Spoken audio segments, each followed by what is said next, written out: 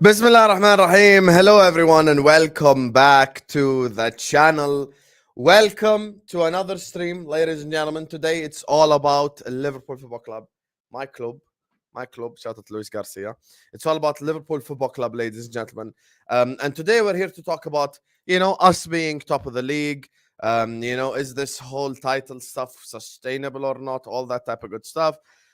And on top of that, we want to ask the thoughts, and I want to hear your thoughts on the chat as well on the whole contract situation. Now, whether you're watching this right now or on the replay, hit the like button. Stop moving like a bunch of frauds. Every single one of you is an Adama Traore versus Man City in the chat if you're not liking the video. So please do like the video. Do subscribe to the channel if you're yet to do so. And today, listen, because of the support of you guys, every single time this channel grows, I have a bigger chance of inviting a celebrity, inviting a famous person. And today I've got two celebrities joining me on the stream, and I'm so excited to get the stream. So first of all, this guy, he obviously forgot where he first started. He forgot who scouted him from the football terrace doldrums. He forgot who scouted him from the under 21s. I promoted him, to a mainstay YouTuber. His name has become on titles. He has joined, the Nations League on what's it called again? The National League on Mo's channel because of me just doing Tom Little promos. And now every time I ask him, there's someone who has a birthday, someone's cousin needs his garden fixed, something is up, just making up some bullshit ass excuse. So finally returning on the channel, His Royal Highness has given us some time to actually join us on the channel. Hello, Tom Little. How are you doing, brother? Yeah. Oh, you're a love effort. It's good to be back though. It has actually been a while, and that is on me. That's on me. I'm glad you admitted it publicly. You know it ain't my fault. It's good to be back. It's good to be back, people. I'm glad. I've not missed much, have I? I've not missed much. I mean, other than Raya and headaches, you haven't really missed much. So I've not missed anything then? Of course. In fact, now that you said that, why have I come back? I'm going to have to deal with that again. No, I don't think Ryan is in the chat, so you're good for now. Unless he just suddenly realizes we're live and then he starts with his BS. So, yeah, that's the thing. But anyway, it is what it is. And speaking of celebrities, you get me, guys? I've been trying for the last 3 months to get this guy on the channel. So it's an honor and a privilege. I don't want to mess with him too much, you guys. But honestly, everyone knows I'm a massive fan of Kopish. I'm a massive fan of the guys over there, And obviously, timings weren't right in terms of the time that, we work together. But today, we found the common ground. We found the time.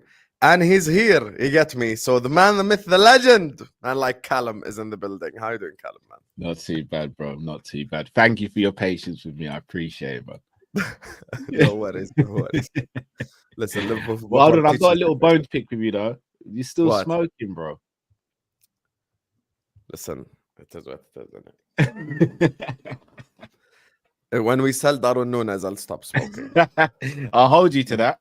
No problem. I'll take it. I'll take that bet right there. Take that bet. Big up to Nidit Palo sends in a super chat. He says, we support the Red Cartel and continue to protest against Man City's unlawful and fraudulent behavior. They will forever be deemed as criminal until proven innocent. One thing I will say, and we don't want to talk about City, but one thing I will say, I don't know why everyone's acting like this is a City victory. Like the media have spun it so crazily. Out of the 25 things that they were discussing in court, 23 things were denied. Like, I don't get the thing. Like, 23 challenges failed, and they only succeeded with 2 challenges. So I don't get why that's like considered a victory for Manchester City. I just don't know how people have spun it that way. I really don't want to speak out of a place of like lack of education, so I'm going to read about it more and more. But it's way more of a City loss than a City victory in the report. I mean, it's literally 23 instances of challenge failed. Like, so I don't consider that a City win, to be honest with you. And as long as the associated parties thing it remains intact, then this league is safe. Because if it doesn't, I'm Arab. I'll get my cousin to sponsor this channel, and my other cousin to sponsor this channel, and my other cousin will sponsor this channel. All of a sudden, I've got more subscribers than Mark Goldberg. So that's not how you get me. That's the problem with this whole associated parties thing. But anyway, big up to you, Nilutpal. Thank you so much for the super chat. I'm going to read. I'm read more about it, and inshallah tonight I'm live at 11. I'm trying to give you more detailed analysis. But for now, Nilutpal, thank you for the super chat. Shukriya bhai, big up everyone in the chat. Let's get the likes up. Let's subscribe. 100 likes, almost here. 250 people in here. We ain't even started yet, so let's get the likes up. Tom Little, we are top of the league, brother. Before we get into the depressing stuff, let's talk about the happy stuff. You get me? So talk to me, brother, about the Liverpool being top of the league right now. How do you feel? Very happy. I mean, I'm just happy that we've got a good defence. I'll be very honest. I'm just so happy that we've got a defence that isn't shipping the first goal every single week. 2 goals conceded out of 7 in the league. You know, that's brilliant. It's comfortably the best defence in the league. And that means that you can afford to be a little bit poorer going forwards and get away with it. I mean, we were pretty poor going forwards against Crystal Palace. We had a couple of good chances, which Jota missed. He did score one. But that, we didn't really create much, but we didn't need to because the defence was sound. And when they were called upon, both goalkeepers made saves that they needed to. So I'm very happy. People expected a fall off because Jurgen Klopp's not here. And Not both goalkeepers, all 3 goalkeepers. Jota, Jaros, Crystal Palace. Yeah, Kelleher didn't play against Palace. That was what I meant. Oh, my bad. But people expected a fall off because, you know, Jurgen Klopp was gone and all our players are crap and they're going to be found out and we're going to finish 5th and Chelsea are going to finish above us and this, that and the other. And yet we're the only team top of the league with, what is it? 18 points. You know, that's a pretty good point. So obviously we've got tougher games to come. We've got this next run from October till December will be important, but I've got confidence from how we started. You can only play who's in front of you, and we've dealt with 9 out of the 10 tests very well, bar Nottingham Forest. So I've not got many complaints at all. You know, Slot's show me exactly what I want to see from a manager. He's making the right tactical changes. He's making the right substitutions. We look in control of games. Van Dijk and Canate is being far and away the best centre-back partnership in the league this season. Gravenberch looks like a man reborn. I've got no negatives to say about the football club at the minute, bar contracts. But on the pitch, you know, so much positivity, and I'm loving the way that we're playing. And say it quietly, it's better than we were playing last year, and it's more sustainable than we were playing last year. So if we can keep it going, who knows? I'm sorry, Jurgen. Sorry. Go ahead, Callum. I'll be honest, I echo pretty much everything Tom says. The only thing that I think I'm a little frustrated with on the pitch is I don't think we're killing off teams like we should be. The Crystal Palace game was a in my opinion should be a kick up the arse for the boys, because we could have been at least 2-3-0 up at half time, and then that second half becomes a lot easier. Jota, it's not often we say this about Jota, but Jota should have had a hat trick and only got 1 goal. So stuff like that, where we're not killing off teams or we're not scoring goals at the right times to just make life easier for us. But I think that will come throughout the season.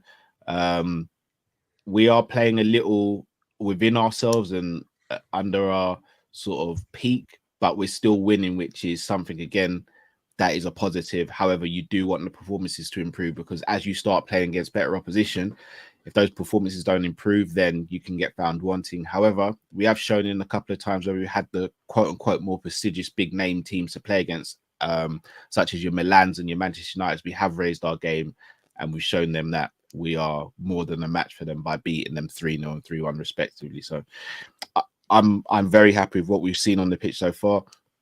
The Nottingham Forest one, I know that still gripes Arne Slot, and I'm happy it does, because it shows the mentality. But at the same time, I expect results like that this season, because it's a new regime, it's a new system, it's a new way of playing. So we're always going to have some inconsistencies this season. And for it only being 1 game, I can't sit here and be upset about it. We're top of the league. I never would have expected that. One thing I will say, I did expect to win most of these games. So I'm not going to get too ahead of myself and be like, yeah, winning the league. because the running we've got now is going to be extremely tough, especially probably without Allison as well. So long may this continue. Arnie Slot's really impressed me so far. Players like, as you said, Tom, like Ryan Gravenberch, looks like a new player.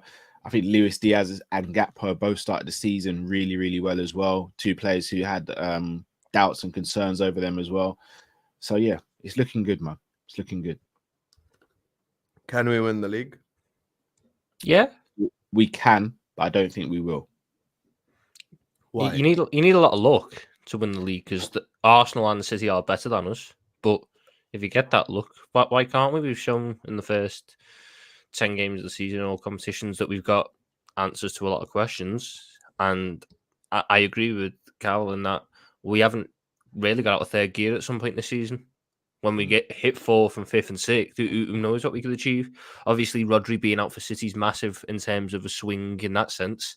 If Arsenal were to all of a sudden lose Saliba or Saka or something, it's another swing. And you need your luck. You need luck to win a title at the best of times. We just need more luck than we'd like.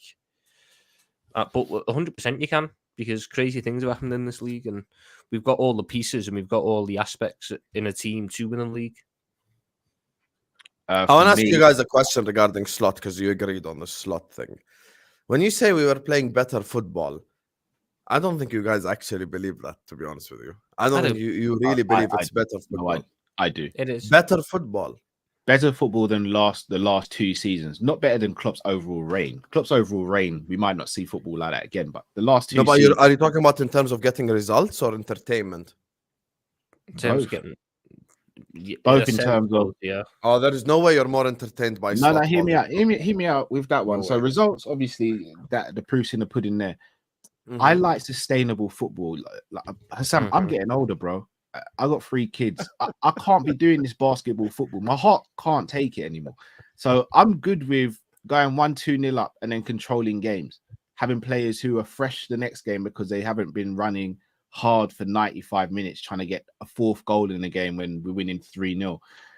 Yeah, it's always nice to score goals, but let's score goals without having to exert so much energy that in the next game we've seen it so many times. Not last season, the season before last, we beat Bournemouth 9-0, we beat Man United 7-0, and then the following games we're struggling to score 1 goal because you're for lack of a better term, you're going too hard in the previous game, so you can't sustain that. But don't you think that's due to the quality of the forwards compared to because your comparison is to the 3 years before that? The quality of the forwards, of course, was a lot better. Mane, Firmino, even the last couple of seasons when we beat Man United 7-0, it was Gakpo, Nunez, and Salah who were the starting forwards. So pretty much the same as what we got now. Yeah, but they finished their dinner. That day, they did, yeah, but it was still the same players. There was a point last season when Nunez was finishing his dinner week in, week out, and we got like 10 goals in 13 games. We were all sitting there going, "Oh, he's finally arrived," and he hasn't. Same with I just look at it. We're playing much more sustainable football, which is massively important. I agree it's sustainable, but I cannot say it's sustainable equal better. That's the thing. But it does, because the reason we didn't win the league last year is because the football wasn't sustainable and it killed us at the back end of the season. Whether you like it or not, it is. What do you think? The football is not sustainable. Okay, not because our forwards missing one-on-ones. It's because the football is unsustainable. No, but Husam, Sean knows already. Sean knows. Already. This whole stream, bro, is gonna be a chimney up in here. This is exactly what I said earlier. Yes, the forwards didn't finish the dinner, and at points this season they haven't finished the dinner. But you don't need them to finish the dinner if your defense is solid, which ours wasn't last year. Or you're controlling games. The year we won the title, we played worse football than the year before. But it was more sustainable. But the year we won the title, we also, by the way, this is a myth because I went back and checked. We also went like 1-0 down to a couple of teams. We went down to Leicester. We went down to Aston Villa away. We were down to Norwich even the first game of the season. There were games in which we were down. 1-0 down to Norwich first game of the season. Yes, we did. No, we didn't. We were 4-0. No, it was 1-1. Sorry, it was 1-1. No, it wasn't 1-1. We were 4-0 up when they scored. Okay, then it's not. Then Norwich is not the example that I'm looking for. There's another example anyway. But the point is, right. So that's 3 cases. So that's 3 cases. Last year there was 17 times where Liverpool went 1-0 down. Okay. We understand that. But you you can't. both I wanted can't- apologies for Endo last year. So you both, I'm not having this from you. I, You I, both I still want. I still wanted want an Endo apology for Endo. apologies. I still want Oh, an I- apology. Sam, I apologize to I never Endo. asked for You Endo were too apologies. harsh. There you are. Did you There not you are. see Endo's fantastic shithousery at the weekend? Punching the Oh, ball out for a throw in instead of a corner, God. and then the throw in being a foul throw, so we got the ball back. You're so Absolutely shameless. superb. You're so shameless. Honestly, you guys are so shameless. Listen, I understand it's more sustainable, so it's better for results, but you cannot say more entertaining. I'm sorry. That one, entertainment is Klopp. Mwah, entertainment. Like 5-star entertainment every single game, and yeah, basically that's the thing. Like if you score more than you concede, that by definition it's more entertaining. I mean, you can't tell me what's the second half against Crystal Palace. They don't want to take a nap after, so that's like what No, I'm yeah, saying. that second half was tough to watch, but that's because we just didn't play well in the second half. Yeah. I hear it. I hear it, to be honest with you. So in terms of us winning the league, what needs to happen? What needs to happen this season for us to win the league? That's the question. We need to add to the team in January, which I think we all know is very unlikely given us, without going on a tangent, given who we're owned by. It's very unlikely. To be fair, we do make January transfers. We do It's usually. only ever one, but it's Yeah, normally I a was gonna signing. say, and it's not always what we actually need, is it? Mm-hmm. We bought Gakpo that January. we needed a midfielder. We buy a we fucking needed left wing. exactly. So I don't know. Me personally, I think we need at least a centre midfielder, because as great as Gravenberch and McAllister have been to the start of this season, there's only so many games they can play without burning out. And I don't think Slot trusts the likes of Jones and Endo as much as he trusts those two. If he can bring in someone else he trusts as much, at least there's one other player rotating. Maybe we could even go maybe for a 10 and drop Szoboszlai back into the pivot position as well. So we just need at least one centre midfielder. And I feel we still need a centre back, because again, for me, Van Dijk's been the best Liverpool player so far this season. But you can't play him every single game. He's in his 30s now. Like, there has to be a cut-off point where you go, he needs rest. So I think we add those two without losing anyone. And if we're still in and around the league, then I think we'll go on and do it. But until that happens, I don't think so. The problem is now, after the international break, besides Chelsea, that's where the tough run starts. Like after the Chelsea game, we have a really tough run. Like it's just Leverkusen away, Arsenal away, City, Madrid. Lever's at home, bro, I think. Yeah, Leverkusen. Yeah, sorry, Leverkusen at home. Sorry, it was Arsenal away. Arsenal away. Yeah, you don't count Chelsea as a tough game. Nah, Chelsea ain't no tough game. Come on now. What are we doing? I don't sleep Chelsea on a tough game. Come on. Chelsea are a tough game for us. Mark my words, we're going to win that game by 3 goals. Remember this. Remember this moment, October 8th, 2024. Callum, write it down. We're winning the Chelsea game by these 3 goals. Chelsea, don't worry me, brother. Why are we doing this every time? Chelsea hype, bro. Come on. I'm not doing this. They're a different team at the moment. That's fine. They can be a different team as much as they want. This is Anfield. If I can't be confident, against Chelsea at Anfield, then I can't be confident ever. Oh no, Chelsea I think Chelsea's we'll win. barbecue chicken, blue barbecue chicken. To be fair, I think we'll win, but I can't sit there and go, "Oh, we'll win by at least 3 goals." And we're gonna win that game. I'm not worried, not even one bit. Not even. I think one we'll win, but I don't think we'll wash them. It won't be like last season. We won't wash them. No, last Callum, year they literally have 2 good players. What are we doing with this? 3. They... Palmer, Caicedo, Gusto. That's their 3 good players. The rest is all iffy. So you're telling me you're worried about, by the way, Fofana ain't even playing. So you're worried about Cucurella's not playing Adebayo and Levi Colwill. You know who's going to play left back against Mo Salah? Gabi Vega. Some random kid they bought from Belgium. Whatever it is. You get me? Who's in midfield? Enzo Fernandez. That's who I'm supposed to be worried about. Come on, Callum, man. Come on.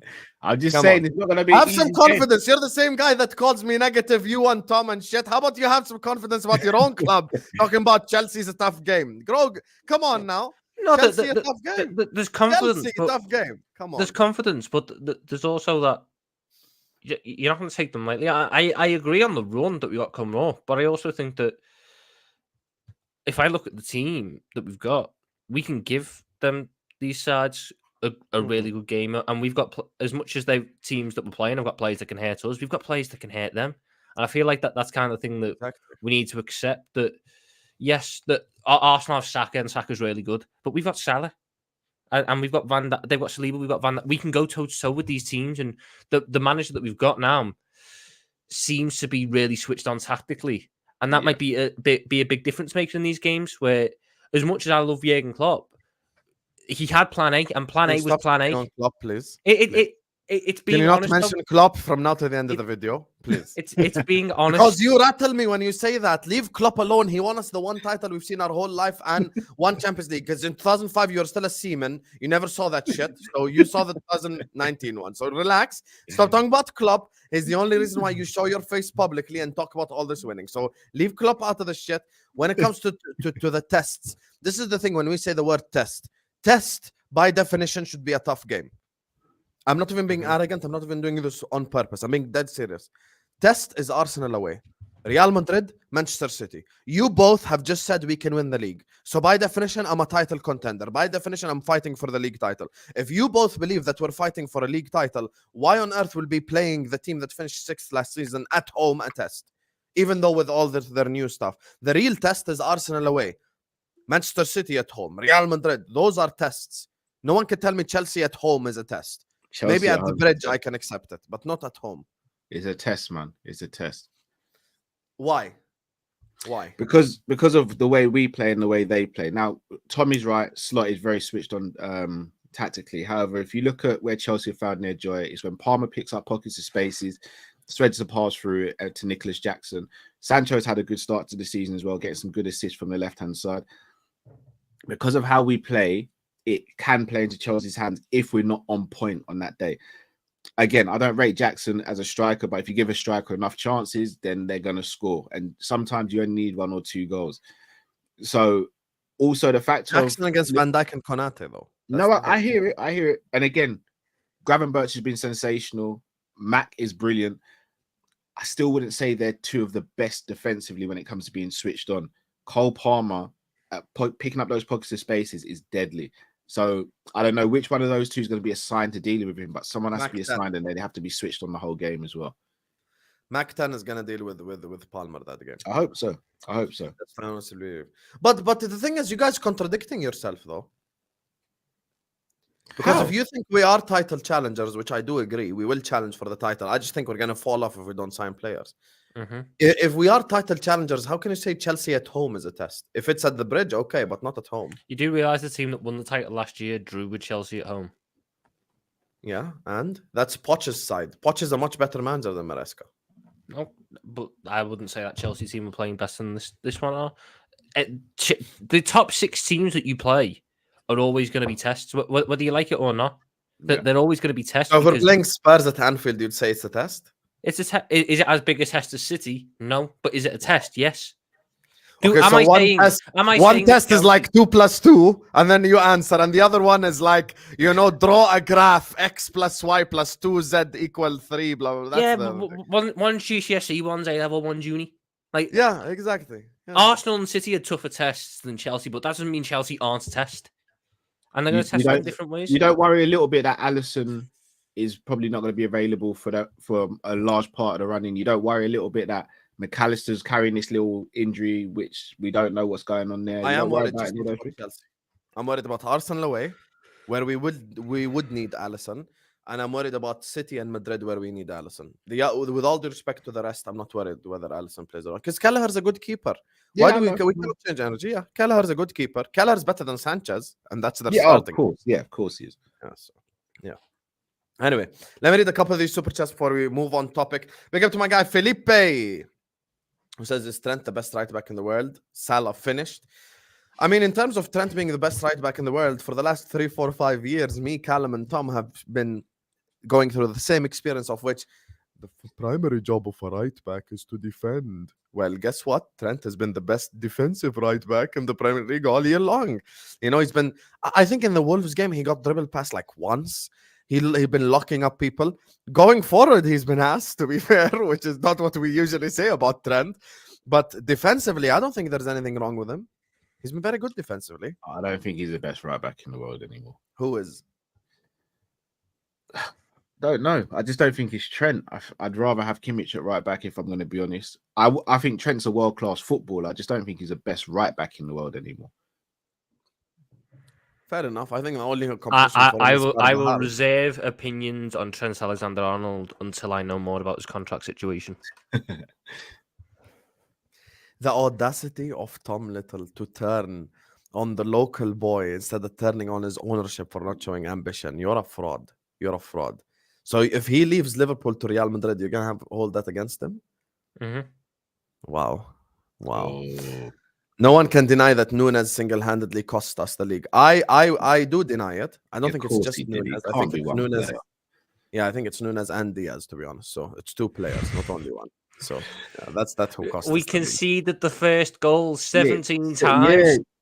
No one cares. That's how Klopp plays anyway. That ain't like a shock to anyone. Wow, we conceded. That was the problem, though. Playing gung-ho football. No, it wasn't. Again, everyone knows I'm not a Nunes guy, but to blame Nunes and Diaz for us not winning the league over when a 38-game season, that's crazy. Are you enjoying watching Nunes play under Slot? Both of you? You enjoying that eye-poking experience? You enjoying that like shit? the goal he scored against, who was it again? Was it Bournemouth? Good goal against Bournemouth. To be fair, he's actually not done too bad. Speaking of tests, can you spell fluke for me, Callum?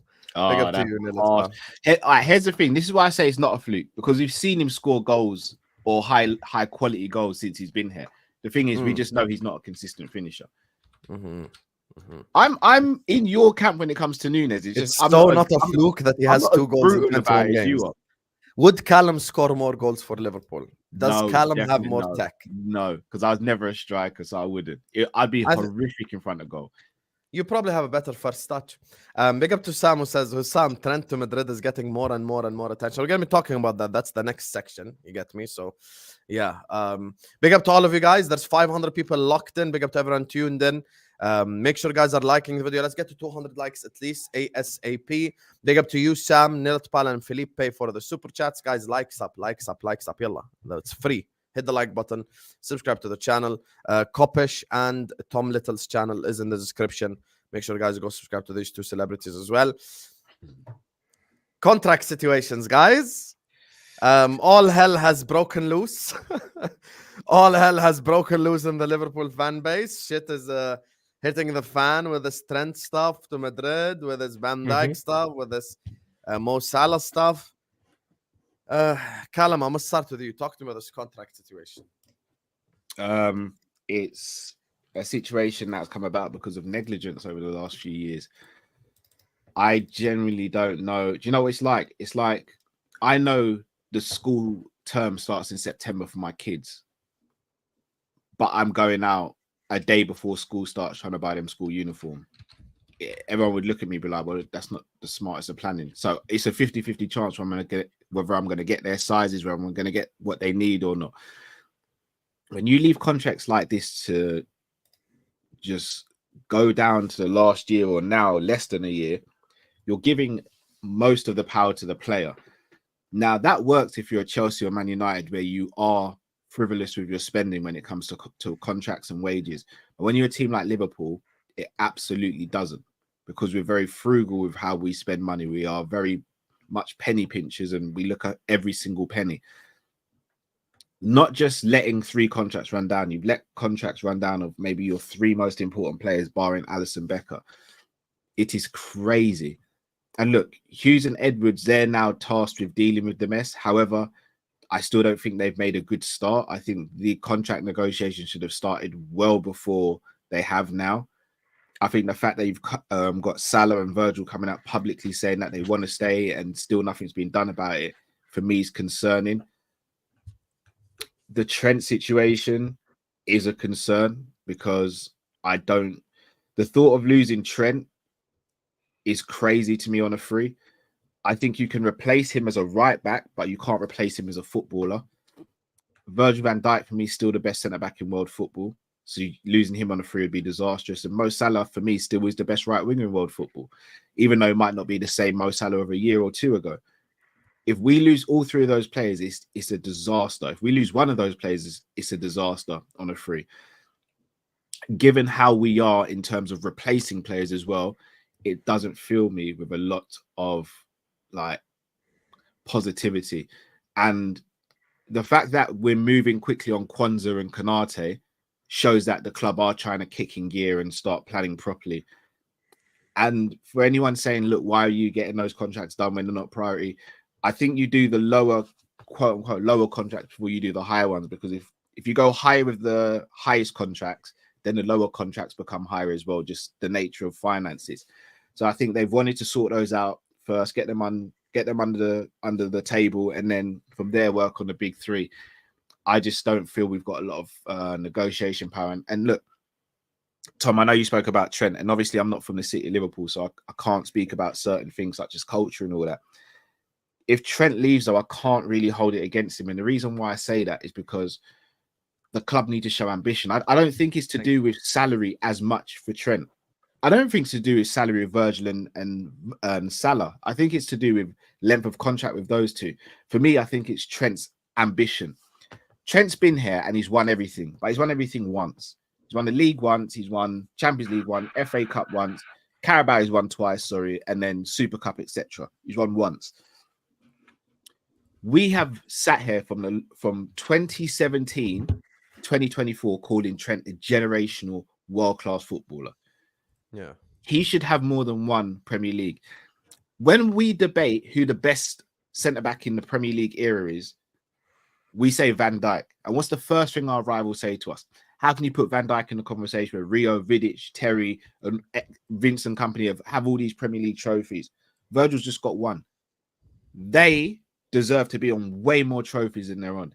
Trent is 25, just turned 26, sorry. He's a man that should be on about 2 or 3 Premier League trophies. Now, granted, we've come up in the City era, but again, I still think we could have won Premier Leagues in those eras. If I'm Trent and someone says, stay at Liverpool, go to Madrid, and I weigh up the arguments for both, at Real Madrid, you're playing with genuine world-class players across the pitch. Mm-hmm. You're going to get more money. You're going to probably be scrutinized less by the media. You'll have more time on the ball, less defensive work to do in that league. You're playing alongside your best friend, it seems, in Jude Bellingham. And you're almost guaranteed. Jude is fully begging it at this point. Nothing's guaranteed in life, but you're almost guaranteed to win multiple trophies in your years at Real Madrid. At Liverpool, he can't say the same thing. So for me, when we go through last summer and we only signed Chiesa, if I'm Trent, I'm looking at that going, well, you guys aren't changing. We've needed a DM for the last 3 years. You still haven't sorted out. We needed another centre-back. You still haven't sorted that out. You went and bought a right winger, and that's it. And you expect us to go again and win the league. How? So if I'm Trent, I'm asking these questions. Now, granted, him being Scouse, him growing up in the city, him being a ball boy back in the day, him having ambitions of being a captain, that makes our negotiations slightly easier from our side. But until we get our finger out and we show him physically that we are an ambitious club who want to not compete, but want to win every single season, then I think we're going to be at this stage with Trent. And then in the future, we're going to have this with other stars as well. I'm in complete agreement with Callum, to be honest with you, before we let the fraud speak. The truth of the matter is, when it comes to Trent, is the following. If I'm in his place, I'm 100% leaving to Real Madrid. And I've tried to explain this to people that watch. Guys, it's not a move about the money. People keep making it about the money. It has nothing to do with the money. This is a legacy move. Like, he goes to the England camp, he meets up with his bestie, and he sees Jude Bellingham go from just a guy at Dortmund to a Ballon d'Or nominee. He's seeing Carvajal being actually spoken about as a Ballon d'Or nominee. Danny Carvajal, being spoken about as a Ballon d'Or nominee. So obviously he kind of backs himself to get to that level. He backs himself to get to that, to hit those heights in the league. And the truth of the matter is the following. Look, when it comes to Trent, if I'm in his place, I leave, and it's completely from an ambition perspective. And the reason why I'd leave from an ambition perspective is the following. Exactly what Callum said is true. You're sat there all summer long, and you're excited, new season, new manager, all that shit, and you see Federico Chiesa walk through the door. You see your club sign Mamarashvili for 2 years from now when you have Alisson Becker, who's the best keeper in the world anyway. I'm looking at this team. I'm looking at the squad. And obviously, you look at the direction that we're headed in terms of ambition. People need to understand ambition is what Trent wants right now. Because how old is Trent? What, 25, 26, 24, 26 25, yesterday. 26? Yeah, 26. So the guy, essentially, this is the contract of his prime. This is where Trent is going to be in his prime. 26 to 30, your prime, you're going to be looked at, your legacy is going to be defined, etc. What you cannot have is sign a contract, an extension for a football club that signs Chiesa after waiting all summer long to assess the squad. That's not a serious football club. And this comes back to the ownership once again. This comes back to the people that run Liverpool Football Club that show no ambition. I think, I'll be honest with you, and I'm being dead serious. I think had we signed Zubimendi, let's say a centre back and a left back this summer, I think Trent would have signed a contract extension already because he sees the direction that the club is headed in. And that's the difference actually between all three. Van Dijk and Salah, I'd assume, are more worried about length of contract because it's their final contract. The difference with Trent is the quotes that have come out are all talking about ambition. They're all talking about direction. They're all talking about where the club is headed. That's the difference with Trent. Like, for Mo and Van Dijk, they're like, okay, give me 3 years and I'd sign the contract now. Give me whatever and I'd sign. That's not the same for Trent. The problem for Trent is the ambition of the football club. Because he's like, I'm going to give you my prime. I'm going to sign here when the biggest club in the world want me. And you're going to get me Chiesa. You're going to get me Wataru Endo. That's not the players I want to play with. I want to go play with Camavinga. I want to go play with Chouameni. I want to go play with Mbappe. Imagine he crosses the ball into Mbappe instead of crossing it to Donkey Kong. Those are the things that make a difference in the long term. That's just the reality. Go ahead, Tom. Shit on your local boy, you Jedi. Go ahead. Go ahead. I think that Liverpool Football Club are incredibly stupid for letting it get to this point, and should have learned from the past when Steve McManaman ended up in this situation before he went to Real Madrid. Mm-hmm. However, I think the football club is in a much different spot in terms of being able to compete than what the side Steve McManaman left was. As much as you will shit on the signing of Federico Chiesa and Wataru Endo and say that is a knock on the squad, this squad is good enough to win the Premier League with a bit of luck. This squad, whether you like it or not, it is. You can look at positives and negatives in the squad. Do I think that the football club need to make signings? Yes, obviously they do. But we are not a team languishing in 5th, 6th, not being able to compete for the top honours. Just last year, we were expecting to win the league. We weren't, Tom, bro. We weren't expecting to win it. You were, I wasn't. 7 games before the end of the season, we were top of the league. I told you we should sign Mateta in January, and you laughed at me. You rolled back. No. You said we just signed Mateta. That's a wild shout, Husam. No, you said Ivan Toney. Yeah, and a wild shout that would have made us 20-time league champions. No, you said Ivan Toney, who got 4 fucking goals. Let's move on. But can I question your logic? Just the first one, Okay. the first part that you said before you go into the strength stuff. Here's the problem that I had, and I actually had this debate with Northside yesterday. You want to know the problem with us, Tom, is we've already climbed the mountain. We've already climbed the hill. The issue is we've been pushed off the mountain. Imagine if I told you 2020, I had a conversation with you and I said, 4 years from now, you're going to be worried about Arsenal and you're going to win 0 league titles the next 4 years. You'd have not just leaned back, you'd have broke your whole room. And then 4 years later, it's the reality. So where do we go from here? We've been pushed off the mountain. That's the issue. Okay, that doesn't take away from anything that I've said, though. Liverpool, if he's on about ambition, it does, because we were there. Liverpool Football Club cannot guarantee league titles. But whether you like it or not, we cannot guarantee a league title for Trent. Trent, that's why you should leave then. Exactly the problem here. You're right, Tom. We can't. Sorry to cut you, bro. We can't guarantee it, but we're not putting ourselves in the best position to win those trophies. So I'll take you back. We just won the league in 2020. We signed Jota, Thiago, and Tsimikas. 3 brilliant signings at the time, right? But we lost Lovren and didn't replace him. And at the time, we had Matip, who we all knew was going to get injured, and Joe Gomez, who we all knew was going to get injured. So we were effectively relying on Virgil not getting injured. Unfortunately, he does get injured. And then you're having to play a season with Fabinho pretty much playing as a centre back, and then Henderson playing as a centre back, and then Nat Phillips and Reece Williams come in to save the day, ironically. Then the following summer, all we sign is Konate when we needed a centre midfielder because Genie left, and we needed another attacker because Shaqiri left.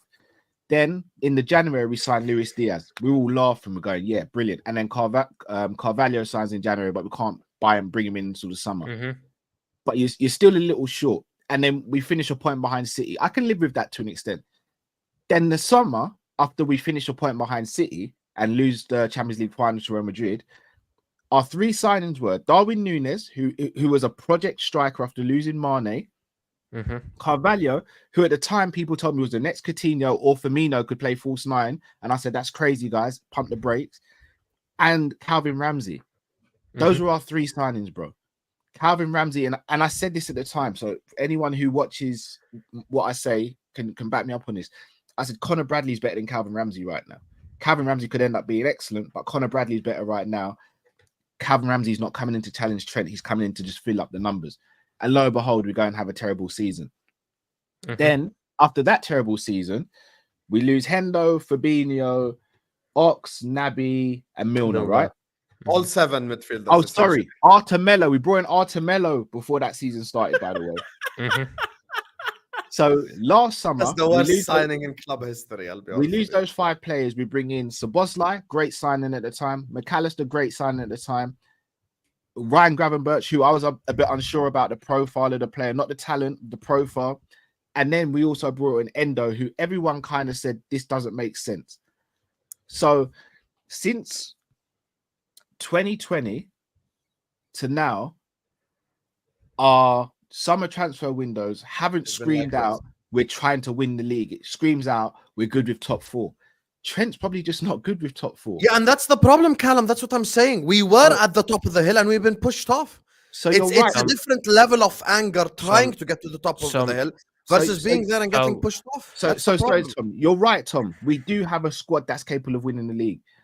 But I don't think we can sit here and go, Liverpool Football Club have done everything they can possibly to try and win us the league. We're relying on luck. You said it yourself, brother. You said we're relying on luck. We're relying on the genius of Klopp previously. Now we're relying on the genius of Arne Slot. We're relying on all these players staying fit. We're relying on players from other teams falling out of form or getting injured. City don't sit there and go, we'll only win the league if Liverpool lose Van Dijk. They're not. Arsenal don't sit there and go, we'll only finish above Liverpool if they lose X, Y, or Z. They're going, we're going to give ourselves the best chance. Arsenal, if I'm not mistaken, had the best defense in the league last season. And then still in the summer went and got Calafiori, as well as bringing Timber back into the team who was injured last season. That, for me, screams of, yeah, we want to win something. They've got Martinelli and Trossard who can play on the left. In the summer, they still went and got a Sterling. Now, say what you want about Sterling, whether you think he's good or not. They still try. They're still trying. They're trying. I can't knock them for trying. They went and bought Mikel Merino when everyone knew that left-hand side of the midfield wasn't strong. They tried Kai Havertz there. They tried people. I love Merino. But Arsenal are trying. Honestly, Tom, from looking at Liverpool as a Liverpool fan, we're not trying to win a league. We're just trying to compete. And for me, that's an issue, especially if you're Trent. I think my thing with that, I can't disagree with what was said, but my caveat to that would be that was done under the same stupid fucking backwards upstairs that have put us in this spot. We've now got everyone back in upstairs who was crucial to building the squad that got us to the promised land, that put us to the top of the mountain, for argument's sake. Who's still at the top of the stairs, Tom? Who's still at the top of the stairs, bro? The same people that were there before. I understand that there's going to be arguments about FSG, and that's fine. Whether I agree or disagree is utterly irrelevant. I think that when in the position, they have shown they will spend the money. Now, should they spend it more often? Yes, 100% they should. But they have shown in the past they can spend the money to make us title challengers and title winners. I just think when you look at the state of it, last summer, we had a retired German director of football who was living out of Ibiza running our transfers. I understand if that was a lack of ambition. There's no continuity there. The year before that, we had Michael Edwards second in command, who then left at the end of the window, who announced he was going at the end of the window after one window. I understand if you don't feel confident about that. Right now, we seem to have a really good recruitment structure in there, and we are showing an ambition upstairs to improve that level of the club. Whether you're going to do that about Zubimendi, whether you like it or not, Zubimendi is different to the other ones. Yeah, Whether you that's like why it or not. that's why I didn't mention Zubi. That's why I can't hold that necessarily against this new ownership, Same. not ownership, but this new recruitment group. I look at Liverpool. I think that we have a squad that is in the top three. I argue we've got a better squad than Arsenal, but that people can disagree with me there. I've got no problem with that. I also think that we can make the right additions. Trent might go to Real Madrid because the one thing they can do is guarantee league titles. Barcelona will be nowhere near Real Madrid. Nowhere near them, especially with guarantee the team Champions Leagues as well. Yeah, maybe the guarantee Champions. Obviously, they've got the history of it, so they'll probably get at least one Champions At the end League of the day, if he while retires, he looks at his cabinet and he has 5 Champions League medals, and whatever, 6 league medals. Yeah, the Liverpool one might mean more to him because of like where he's from and the fact that there's a degree of difficulty there. Mhm. But at the end of the day, he's seen what's happened to the likes of Stevie G, Carragher, and others. Who's like the problem is, Tom, it's not even the Zubimendi signing. Me and you have had this debate before. But I also think there's another Who argument scored there, the goal against Palace? Who scored the goal against Palace? Diogo Jota. Plan B signing right there. Plan Bs exist for a reason because sometimes plan A's don't work. And we've got our plan B. As soon as Zubimendi said no, next day we should have had a DM walk through the door. You saw how Ederson played against Arsenal? No, I didn't even think he was that good. And let me put it this way, Husam. What do you like? The plan B ended up being Gravenberch, and if we're being completely and utterly honest right now, would Varela... Plan B cannot be someone from within. You're just ruining the argument. It can be, though. It can be. That's no, it can't be, because Gravenberch was already there in the team, and he would have played anyway. Right, so let's say we sign the DM. Where's Gravenberch play? Next to whoever we sign. I think because everyone going into the season went Szoboszlai the 10, McAllister as the 8. Not me. I didn't, Tom. I promise you, I'm not same. jumping. I told you I've always said I holding wanted Mac in a 10. You gotta just listen to what. Or did you say Mac 10 in the 10? I said the same exact thing. I think Mac 10's creativity is the best. Going into the season, the idea wasn't that Gravenberch. No one expected Ryan Gravenberch to be starting week in, week out going into the season. No one expected Ryan Gravenberch to be the best DM in the league. You are correct. That does not mean that weren't what I said, though. That weren't what I said, Husam. Husam, that weren't what I said.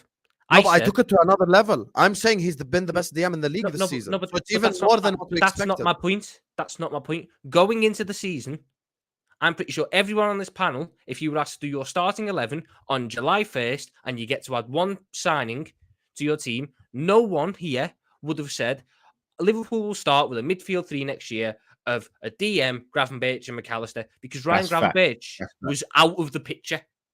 He started one game to end the season against Fulham. That was it. He's now been brought back into the fold by Arne Slot and has started the season because the coaching and the system is the best DM in the league. That is a plan B. Whether you like it or not, that is a plan B. It is a plan B. It is a plan B because plan B be because it wasn't plan A. Because it wasn't plan A, was it? Okay, plan A was Zubimendi, so forget plan A. So it's a plan B. But here's the problem with your argument.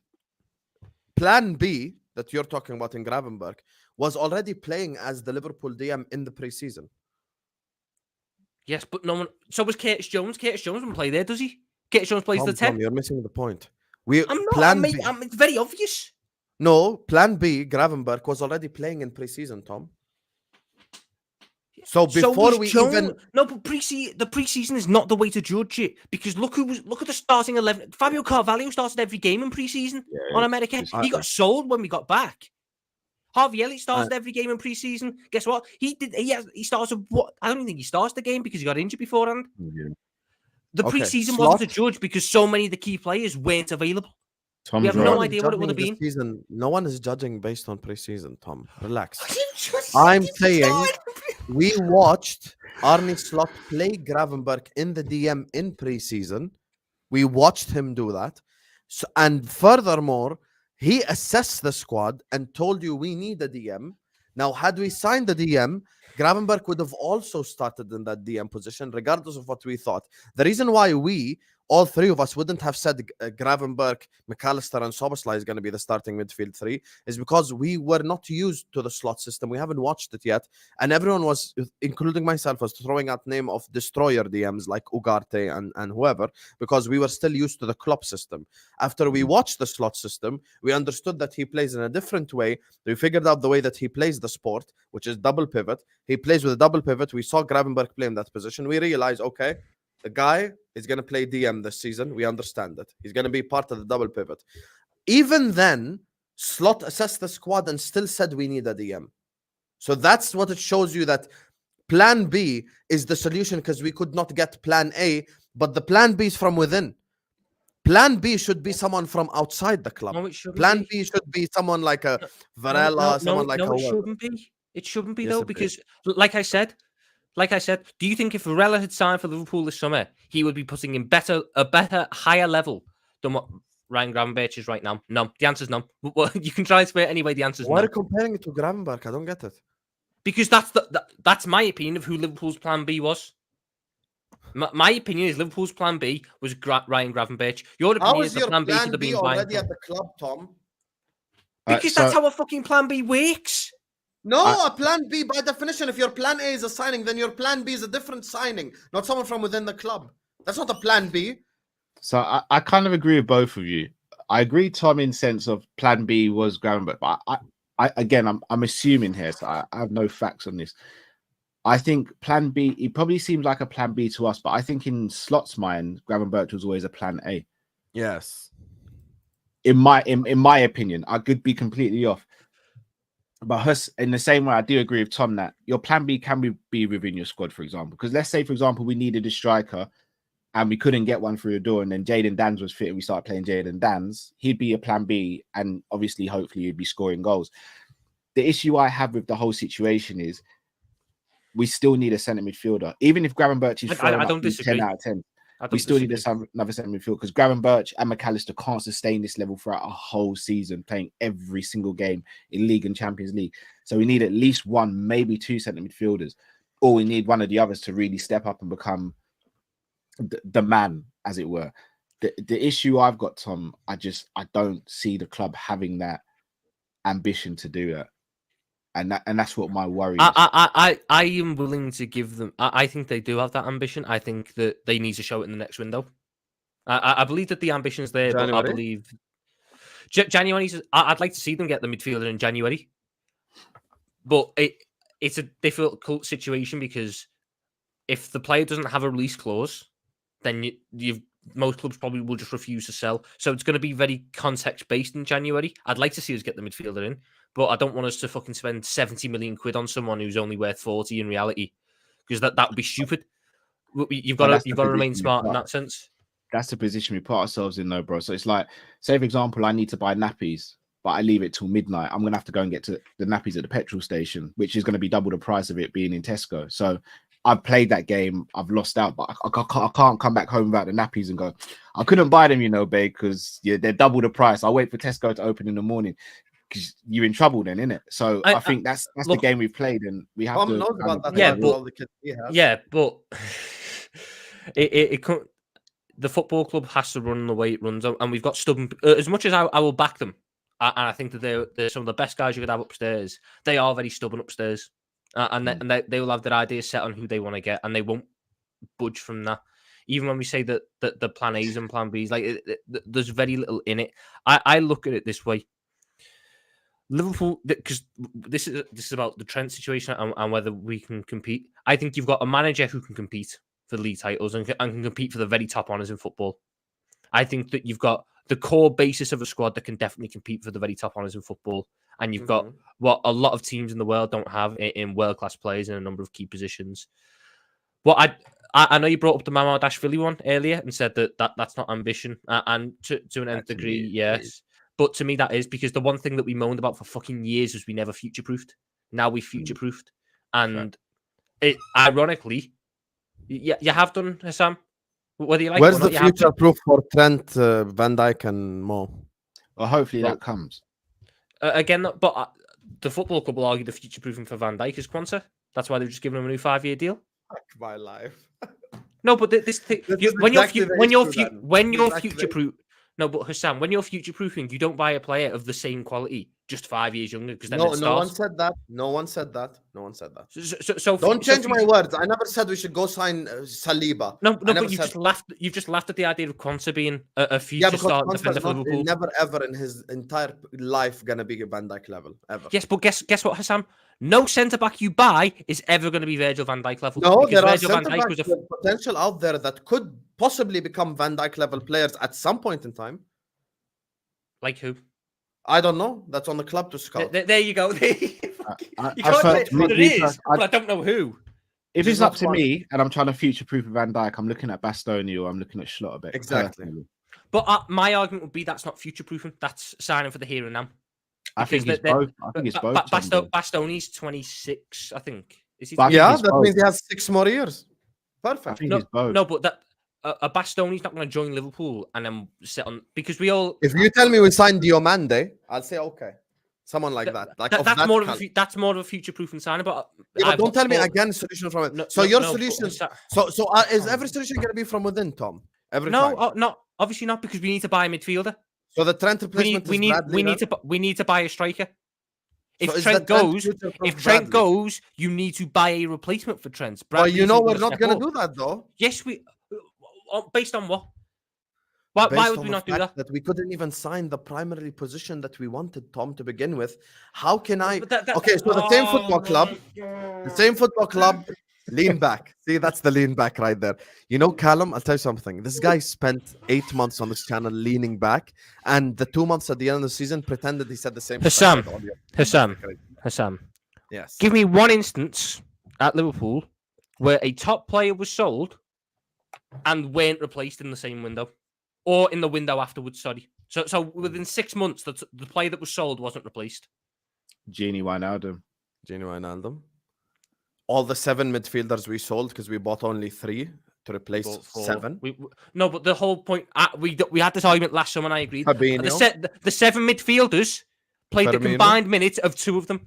Yeah, that's why I'm not mentioning. But Fabinho's another one, bro. We haven't replaced Firmino. Fabinho either. Never signed equal similar profile. Coutinho. So the Firmino replacement was Gakpo. Well, he's not a false 9 because we don't play with a false 9 anymore because we fucking shoehorn ourselves in with a fucking donkey up front. But you're replacing a forward with a forward. Oh, now you've turned on Nunes as well, so I So can't get you back in with a But comp. I disagree with that. I think Mane was replaced by Diaz, and I think Bobby was replaced by Nunes. Yeah. Liverpool, when they sell a key player to the squad, more often than not replace them, especially under actual structured people upstairs. The only guy they didn't replace was Genie Wijnaldum when there was an Matip actual structure upstairs. Matip and Thiago haven't replaced either, Tom, bro. Thiago played 5 fucking minutes. I can't. Tyler Morton's played 5 minutes this season. Yeah, but the year before that, he was in team of the season. The year before that, he missed 5 months. The No, he year wasn't before team of the- that, no, the year before that, he was in team Yeah, of the the season. quadruple He gave me, charge season. he team gave of me the one season. He gave me 1 season out of 4 where he gave me 30 games. We've signed 4 midfielders last summer. Yeah, but then there's With, a problem. with here. Harvey Elliott and Curtis Jones there, that is 6 midfielders. Now, I agree we should have signed another one. This is not me saying that you shouldn't have signed one. I agree. A midfielder should have come in. But you also can't just go and buy loads of players and discard the squad options in that sense because there's other aspects that go into your squad building that you need. Whether Yeah, you but like it or not, Van den Berg and he's gone. You said Yes, Quansah was the Matip I was replacement. fine with. I How was is the fine with Matip Sepp Van den Berg. replacement the same guy that's the Van Dijk proof, bro? I How was is that the fine thing? with Sepp Van den Berg staying. You tried Tom, to you're calm me to missing the that. I point. was fine with them. You said Quansah's the Matip replacement. Correct? No, I never. I never Yes, said you did in the summer. Husam extra No. little. You said I it. never said that.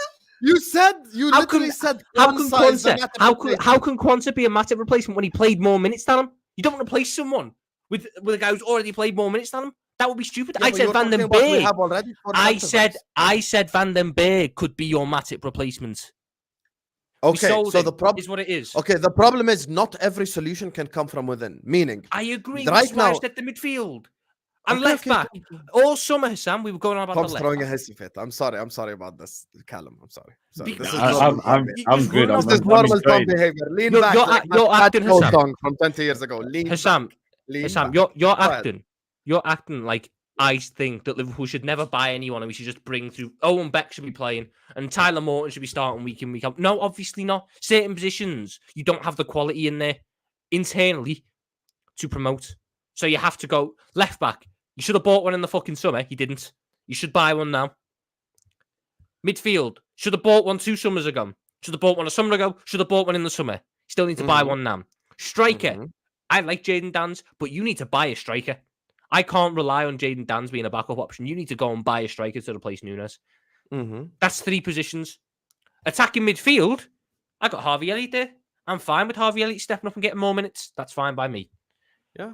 A 4th choice DM, I got Curtis Jones there. I'm fine with Curtis Jones getting minutes as a 4th choice DM.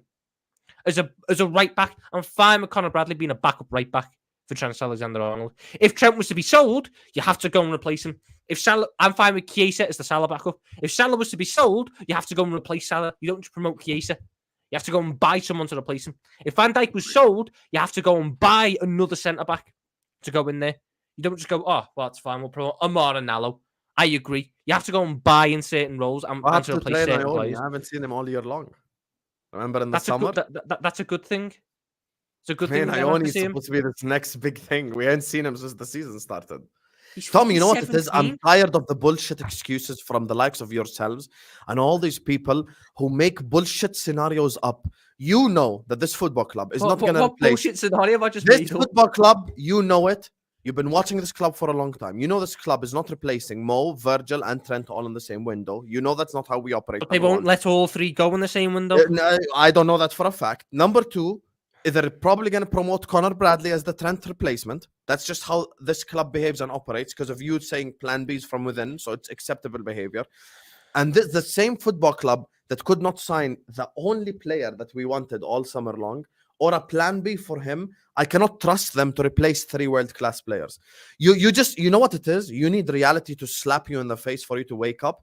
But if these 3 players leave this football club, this club is headed towards mediocrity before you even know it. This club like that can become, again, a top 4 contender, 5th, 6th, 7th. We could be the new Chelsea if we're not careful. The only difference between us and them is we don't make hotels and sell them. That's the only difference between us and them. Could we just bear in mind, people, cover financially, and they can go buy players. People, I've been told I make bullshit scenarios, and yet in Husam's world, we lose Trent, Salah, and Van Dijk, and buy no one. That's his scenario. Not a bullshit scenario. That's a possibility. No, it's not. When we sold Coutinho, right? So the last world-class player we sold, and I mean genuine world-class player at the time, was Coutinho. 140 million. We spent that money straight away. We didn't need to replace him like for like because we wanted to play a different way, and we spent the money and improved. Sterling before, whether you like it or not, when Liverpool lose big players, they spend money and replace them. Whether they replace them well is a different argument, but they spend the money and replace them. But the difference in those scenarios, bro, is that we brought in big money for those. We're not going to get, if we lose those 3 players, we're not actually going to bring in a penny. So that's when it goes. Okay, yes, that's when it really hits. But then, Cal, my argument would be, I can't trust the owners, bro. The idea that Liverpool. The idea that Liverpool. And what makes this crazy is Tom's FSG out, Callum. See, I know he is. That's why I'm not calling Tom anything. Like I know. Yeah, but that's why it makes it crazy. Like no, but I don't think Tom's saying crazy stuff either, Husam. Like some of the stuff he's saying, I agree with. Like in the sense of we don't just not replace players, but we might not replace them to the level of what we want. So Mane was replaced by Diaz. Diaz has started the season on fire, but he's no Mane. Nunes replaced Firmino. People say he didn't replace Firmino because he's not a false 9. They both played striker. He replaced a striker with a different type of striker. Yep. Nunes isn't of the level though. Chiesa, we needed a backup right winger. We brought in Chiesa. We needed another left winger. We brought in Gakpo. So again, we brought in players. It's just whether or not people like the profile of the player. But the issue I have with these 3 players, and where I kind of side with Husam on this one, Tom, is we brought in money for your likes, your Sterlings, your Fernando Torreses before that, your Xabi Alonso's, your Coutinho's. We brought in big money for those guys. So we had money in the kitty to go and spend and replace those players. If you lose Virgil on a free, Virgil for me is at his age now, even at his age, but with his quality, he's at least a 60 million pound player. I don't think you lose all 3. I think you can. I don't think Liverpool let all 3 go in one window. No, fair, I don't think that happens. But we may hope that, Tom, but genuinely right now, that is a real possibility because none of them have signed new contracts. That's true. That is a real that's a real possibility. So let's say worst case scenario, we don't get our crap in order and we lose all three in the summer. I do believe we do fall into mediocrity because to replace the likes of Virgil, Salah, and Trent in one window with not even world-class players, but players who are close to world-class level, you're looking at least 200 million. That's not including we still need a left back and we still probably need a centre back anyway. Yeah, look, and a striker. I don't disagree that if all three were to go, you'd be in trouble. 100% you would be. I just don't think there is a world where Liverpool let all three go. I think if it gets to January, none of them signed, Liverpool cave to demands on at least one of them. If Van Dijk's asking for 3 years and we're only giving them 2, we'll give him 3 years. Because as much as you sit, as much as I'll sit there and go, these guys upstairs are stubborn, they're also not dickheads. They know that Liverpool also cannot afford to lose all three in one go. It's not smart. So there's been this whole thing over the past couple of days of what do you think could happen. Gun to my head, I think Salah and Van Dijk stay. I have no idea on Trent. At the minute, I'm leaning towards Trent going. In my mind, Salah and Van Dijk are staying, and we'll cave to their demands and give them 3 years. So when you say we'll cave to their demands, when do we cave to their demands? Because remember, from January they can start speaking to other clubs. So between October and January, a month and a half from now. Like, yeah, do we have to cave? Do we cave now? Because if the longer we leave it, the less chance of it. Because we may turn around in January and go, do you know what? Trent's leaving. He's told us he's not signing. We'll give you 3 years. Mo and Virgil might turn around and go, well, you lot don't really value us like that because you only signed us because Trent's leaving. Plus, we've got these offers on the table from PSG, from Real Madrid, from whoever. Are you matching these offers? No, we can't. Well, we're off as well. Look, again, real threat. I'd like to think that at least one of them are done before the January window. I hope one's done before the end of the flipping international break. International break, yeah. I don't think one will be done. I think the focus this break's been on Quansah and Canate, getting them ones because Canate. You're the one that said in January they can sign pre-contracts with other clubs, right? They can. Yeah. Okay. So essentially, we have 2 months basically, and a little bit some change, and then they essentially could actually sign for another football club without us having anything to do with it. Like that's the thing. Trent's value right now is probably, I'd say 80 million, 90 million. No, at least 100. Yeah, people like Declan Rice are moving for 100 mil, and I rate Declan before anyone jumps on. The one thing I will say though, and Van Dijk is about 60, Mo is about 60. Like though that's by the way, that's the 200 million you need to replace them to begin with, right there. Their price tags, you know. So that's the thing. The issue is going forward. The same football club that have let us down in transfer windows is not going to be the same football club that replaces all of them properly. But it's not the same people. It's not the same people that have let us down in transfer windows. I understand, but it's the same owners, and that's what it comes down to for me. No, but the one thing I will say this: the ownership get bashed, and they should get bashed on a lot of things. But when it comes down to it, they will spend money. There's been, when was the last time Liverpool made a profit in a transfer window? This summer. This summer we didn't make a profit this window. We did, bro. Carvalho was sold for 27. Van den Berg was sold. So outside this window, outside of this window, where obviously Zubimendi didn't happen, and you know, before this window, the last time Liverpool made a profit was in 1920. Every year after that, Liverpool spent at least. Well, you know, we've been paying for that more. window ever since. That window. We won the league because of the investments before that. No, but whether you like it or not, and you're going to jump on me for this, the manager and his staff are also partly responsible for what happened then because they were loyal. No, I'm not going to jump on you for that. I'm just telling you the same football club that cannot even get their primary. But it's not the same people. Okay, it doesn't matter. It's the same ownership. It's the same ownership, Tom. But John W. Henry didn't give fucking Jordan Henderson a new contract. I know he didn't give Jordan Henderson a new contract because we already discussed this. Klopp is the one that wants him to stay. Michael Edwards is the one that wanted him to leave. We understand that part, Tom. Stop going angry and leaning back and throwing a hissy fit. The problem with the football club, Tom, is the following. Oh my God. So Sam, you don't hold Klopp in blame for anything. No, I do hold Klopp in blame, but Okay. compared to the owners, I hold them in blame like what, like 20%, 25%. No, it takes I more bl- than that. It takes more I than blame 75% on Fenway Sports Group. But the reason why Klopp had to be loyal is because the money that he was given to spend in No, summers that's could not no, guarantee The him reason, better players. that's no, not no, facts, he was Husam. loyal That's not because facts. that's who he is. The reason we That's didn't who sign he is. Bruno Guimaraes is because Jordan Henderson stayed. I know. We I'm could sign saying, Gomes for what, 25 mil. Klopp didn't want these players leaving yeah, or but sold. Klopp has shown you he has a good taste in players. Meaning he wanted Chouameni, he wanted Bellingham, he wanted He Caicedo. also, So it's not like he also brought in your favorite striker Nunes as well. yes, I understand that, and his talent ID is the thing that goes against him, 100%. But you can't have I good don't think taste and bad talent ID. They're one and no, the no, he same. has his Fam, talent ID. he wanted Milner re-signed. Yes, I 100 know Milner. he doesn't have the best talent ID, but thing is, I think he is that type of person. We want to but his Wijnaldum loyalty- re-signed. Look at what fucking Wijnaldum done the Yes, year after. but He was wank. his loyalty is also because in the summer he knows he ain't gonna get 200 million to No, go he's not. sign players that are better than No, he's the just ones that he no, has. he's just loyal. He's just It- loyal. it's Okay, not- he's not and thinking regardless, for forget the football, Klopp era. he's just Forget the loyal. Klopp era. Now, going forward, the same football club that made profit in the first transfer window under this new amazing people upstairs and Michael Edwards and blah blah blah. I cannot trust those same people to go and replace a right winger, replace a center back, replace a right back, sign another center back, sign a left back, sign a DM, all in the same transfer window, because that's about 250 million that we're talking about right there. And somewhere, somehow, there will be someone that will come out and say, Connor Bradley is the Trent replacement, Quansah is the Van Dijk replacement, blah, blah, blah. We know how this club operates. And that's the problem with this club moving forward.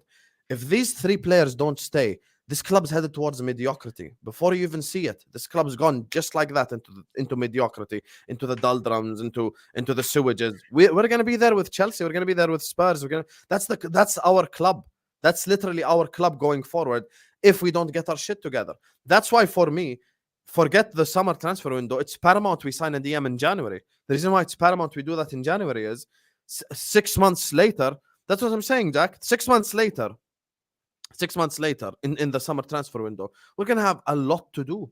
We can't add a DM on top of the lot to do in the summer. That's the thing I have a problem with.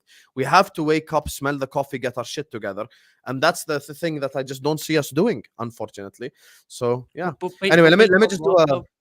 Let me just do a couple of these super chats and then we'll carry on the stream. Big up to Nilt Palo says, have some shame, Tom. Jurgen Norbert Klopp was appointed as the manager of Liverpool Football Club on this day in 8th October 2015 and won us everything. Husam, play that fraud video, please.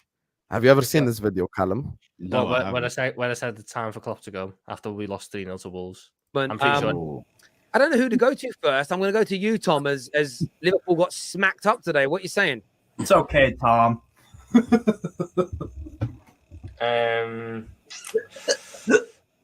Jurgen, mate, I love you, but it's time to go.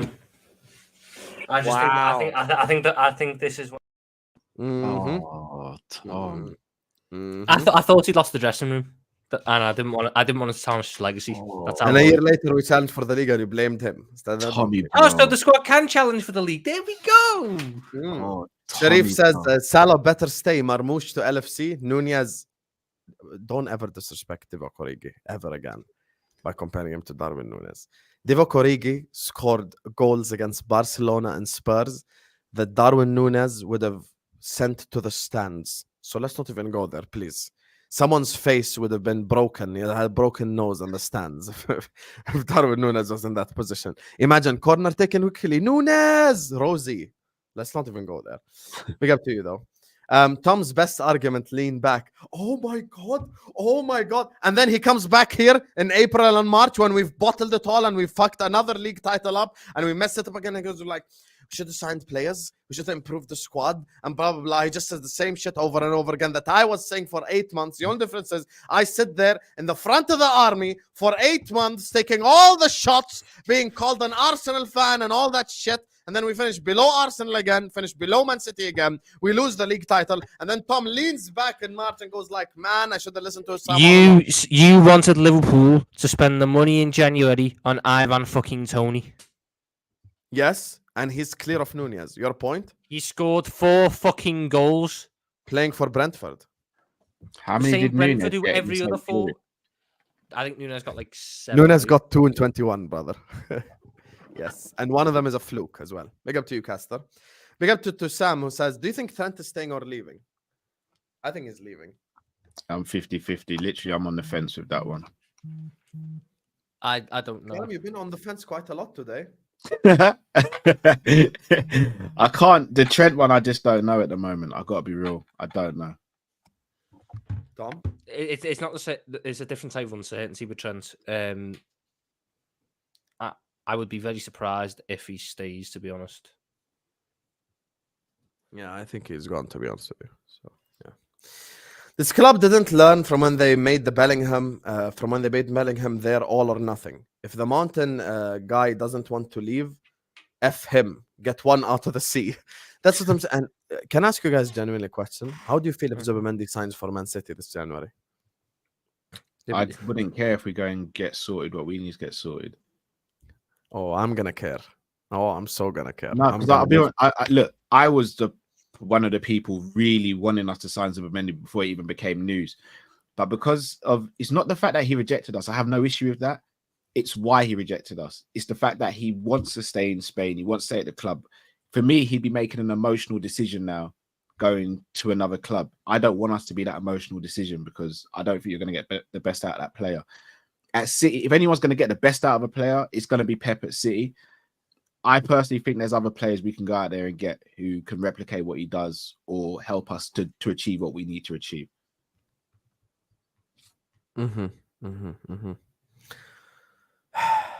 If Zubimendi signs for Man City, I'm gonna lose my mind. I'm gonna be so honest with you.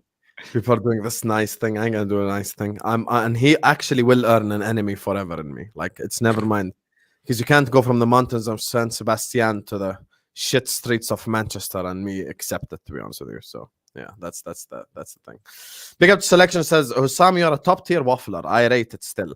Big up Tommy, you seem to be the sensible the most amount of time. Selection, but here's the thing that's funny with you. You've been calling me a waffler for 2 years, and I've been consistently wrong. You've been consistently wrong about this football club, and I've been consistently right. So how am I a waffler? If I'm a waffler, then you make pancakes, my brother, because everything I've said for 2 years has come to fruition. We finished below Arsenal twice. We didn't challenge for the league this season. We should have signed a midfielder, where you were calling me a waffler back then as well. And now here we are. You get me? 2 years later, no league title, no Champions League, as I warned you. And you called me a waffler, then you're calling me a waffler now. We'll be back in May when we finish below Arsenal, below Man City again. So, yeah, don't worry, guys. I don't think we finished below Man City this season. No, that's cute. I think their B team is... You say that's cute. Their B team would finish above us. I'm not even going to go there. No, never. Yeah. Big up to Darmendra, who says, shame on Tom. FSG only spent when they got money from sales. Where's Shuameni? Not true. Can you respect the guy? He's watching us from India, and he spent his hard-earned money. I'll wait until you read the super chat. Can I finish it before I shut it down? That would be nice. Yeah, and then lean back after. Nunes can be compared to Aspas. Hey, Iago Aspas, was a legend at Celta Vigo. I don't think Nunes is a legend anywhere. If Trent, Salah, or Van Dijk goes, I completely respect their decision. Go ahead now, Tom. You can respond. Where did the money? Who was sold to fund Soboslai, McAllister, Gravenberch? Fabinho, Henderson. So that was a grand total of 50 million quid to spend, and that was made back. So we made 50 million quid and spent 160 that summer. But so we only spend when we make money.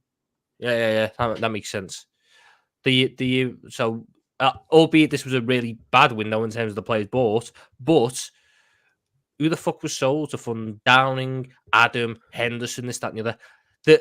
I would understand if Liverpool constantly made profits in windows, but we've made a profit in 2 of the last fucking 6. We will spend the money when the opportunities are there. I think there's a difference to be made. It's not a case that Liverpool won't spend money. It's just they are, rightly or wrongly, very fucking stubborn on who they spend the money on. Because, and that at points was down to the manager, at points was down to the recruitment staff. And again, Tchouaméni turned us down for Real Madrid. The fuck can we do there? What could we have done? Sign a plan B. Sign a plan B. That's what we should do. but Sign a plan B. Husam, Jurgen Klopp came out and said he didn't want a midfielder that summer after not getting Chouameni. There you are, typical Tom. Yep. I'm going by what the manager said. What can I do if the manager says that? Let's all blame Klopp, the greatest manager we've ever seen. Let's blame him instead of blaming the ownership that make profit. I'm only blaming the man who blamed himself. If he blames himself, I think it's fair enough to blame him. Do you not think so? Listen, we've been here for an hour and 30 minutes. I don't want to keep you guys for too long because I do want to end the stream. Tom, I just want you to make a promise in front of the people right now. October 20th till December 5th. If you're not on this channel, you're the biggest pussy on YouTube. Telling you right now. Because you have to come here and take your lashings like a man. And you know what? If we do get through that period unscathed, I'll be here as well, and you can come cook me. No problem. I will bring Callum as well to sit on the fence. 100%. I'm here for it. So Callum can tell us, you're right about some things and I'm right about some things. No problem. No problem. But you have to be here right now. You have to. No excuses. There is no one's birthday. There's no garden you need to fix. There's no furniture you need to do. I will be there. But I'm just curious as to what you class as a bad run. By December 7th, we'll be third. Okay, if we're third by a point, is that bad? Here we go. See, there you are. No, but the context is important. Can you stop moving like a yoga instructor and stretching out statements? It's so obvious. No, because context is important. We will be third. Done. Whether it's by a point or by goal difference or by 15 points, we'll be third. Right. Done. Okay. Yeah. So if we're third, regardless of context, if we're third on December 5th, you can cook me because apparently that's fair. Yeah, sound. Okay, and if we're first, you can cook me. Second, I'm including second in this because because second we lose the league anyway. Second's where I cook both of you then, because I'm on the fence. He finally gets off the fence for second. Hey, you know what it is? Let's just wrap it up on that note. Big up to everyone who's locked in. Big up everyone who's tuned in. This has been one hell of a stream, man. Big up to everyone who sent in a super chat as well. Everyone who supported the channel. Thank you guys so much. I'm going to be back at 11 p.m. UK time today, inshallah, with the Premier League stream. Kopish is in the description. Go subscribe. Tom Little with a 1 on YouTube, Insta, Twitter. The X is in the description. Go subscribe. And this stream is going to take you over to the football terrace. Make sure you guys go spam their chat with Husam Raid. Watch out for what's going to happen in the next 24 hours, 48 hours, guys. We have big plans upcoming. Don't worry about the chat. Don't worry about it. I'm going to drop some bombas for you guys. So, love you all. Like the video, subscribe. Big up to every single one of you guys. Thank you to Callum and Tom as well. Tom only leaned back 2 times today. I counted it. So, should have scored the hat trick, but I missed one chance. Love you all. I'll see you guys on the next time. Peace.